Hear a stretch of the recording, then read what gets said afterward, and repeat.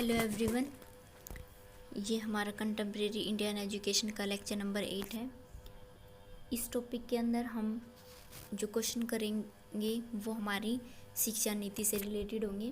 तो जो first question है वो क्या कहता है, राष्ट्रीय शिक्षा नीति 1968 में क्या बताया गया है। तो इसमें बताया गया था कि पिछड़े वर्ग और विशेष रूप से आदिम जाति में शिक्षा का विकास करने के लिए अधिक तीव्र प्रयत्नों की आवश्यकता है। ये हमारी राष्ट्रीय शिक्षा नीति 1968 में बताया गया था। सेकंड जो हमारी नीति है वो हमारी राष्ट्रीय शिक्षा नीति का प्रारूप 1979 में क्या बताया गया है। इसमें हमारा बताया गया है कि असंतुलन एवं असमानताएं शिक्षा में आज भी विद्यमान है।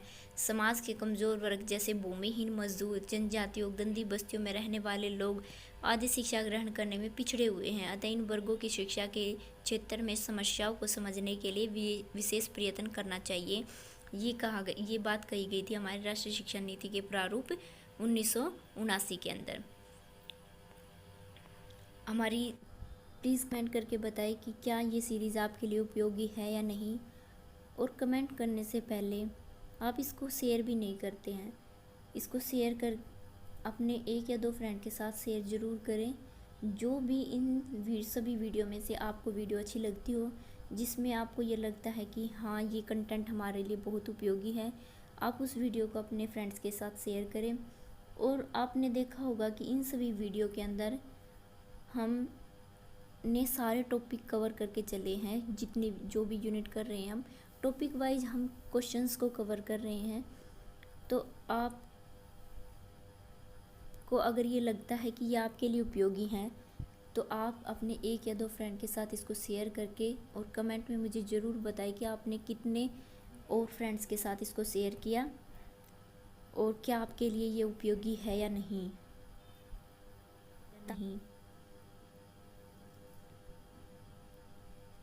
अब हम अपना नेक्स्ट क्वेश्चन करते हैं। राष्ट्रीय शिक्षा नीति 1986 में किन चीज़ों का वर्णन किया गया है। तो राष्ट्रीय शिक्षा नीति के अंदर हमें जो सबसे पहले राष्ट्रीय शिक्षा पद्धति बताई गई। जो राष्ट्रीय शिक्षा पद्धति है उसमें क्या कहा गया कि जो शिक्षा प्राप्त करने के समान अवसरों के साथ साथ सफलता की समान स्थितियाँ भी प्रदान करनी चाहिए। ये हमारी राष्ट्रीय शिक्षा पद्धति के अंदर कहा गया। सभी वर्गों को समान शिक्षा अवसर देने चाहिए। वो कौन सी शिक्षा है जिसमें हमें समान अवसर मिलने चाहिए। वो नारी शिक्षा, अनुसूचित जनजातियों की शिक्षा, अनुसूचित जनजातियों की शिक्षा, शैक्षिक रूप से पिछड़े हुए अन्य वर्ग, अल्पसंख्यकों की शिक्षा, विकलांगों की शिक्षा और प्रौढ़ शिक्षा का विकास। ये बात ध्यान रखना कि कुछ हमारा नेक्स्ट क्वेश्चन है क्वेश्चन नंबर 4, राष्ट्रीय शिक्षा नीति। इसी को हम राम मूर्ति कमेटी की रिपोर्ट भी कहते हैं। ये 1990 में आई थी।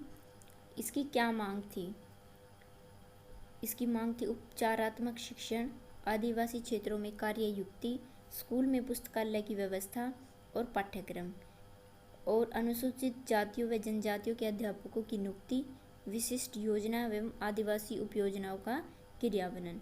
ये सब हमारा राम मूर्ति कमेटी की रिपोर्ट के अंदर मांग की गई थी।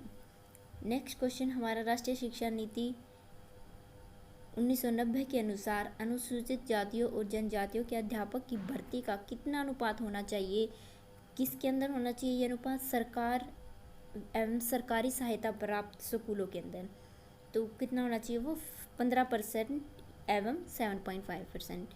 इन दोनों में से जो भी हो इतना परसेंट हमारा अध्यापकों की भर्ती के लिए होना चाहिए। फिर अध्यापक कहाँ से होने चाहिए, वो हमारे अनुसूचित जातियों या जनजातियों के होने चाहिए। आप ये मत सोचना कि इसमें ऑप्शन टाइप नहीं दिए हैं। कुछ टॉपिक ऐसे होते हैं जिसमें ऑप्शन टाइप से काम चल जाता है और कुछ ऐसे होते हैं जिनका हमें हर पॉइंट पढ़ना पड़ता है, इसलिए ये पॉइंट वाइज दिए हुए हैं।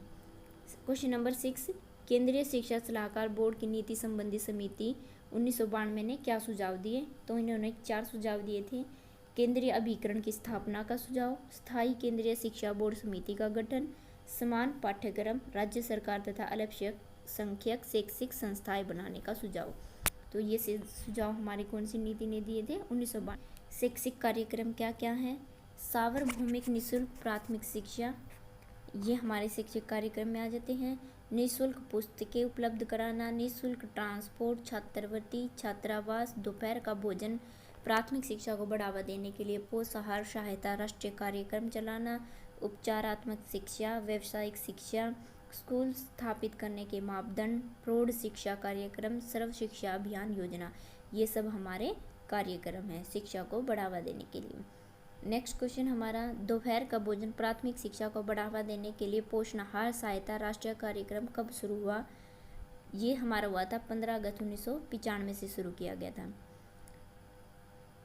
अगर आप किसी भी मेरी एक वीडियो पे 200 लाइक लेके आए तो आपको मैं एक ही दिन में लीनियर एंड टीचिंग की पूरी एक यूनिट कराऊंगी। ये आपके लिए चैलेंज है। अगर आप 200 लाइक लेके आते हैं तो मैं आपको एक ही दिन के अंदर पूरी यूनिट एक साथ करा दूंगी। Thank you.